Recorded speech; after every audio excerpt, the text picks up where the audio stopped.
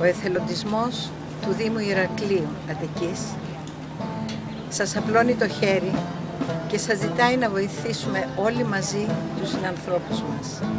Ο εθελοντισμός είναι μια δύναμη που σήμερα κάποιοι άλλοι τη χρειάζονται, αύριο εμείς. Όλοι μαζί να βοηθήσουμε τους συνανθρώπους μας. Είμαι η Μαρίζα και σας μιλάω από καρδιάς. Ας δώσουμε τα χέρια.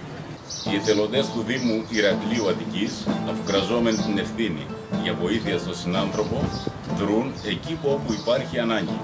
Είμαι ο Λάκης Χαλκιάς και εγώ μαζί τους. Ελάτε μαζί μας.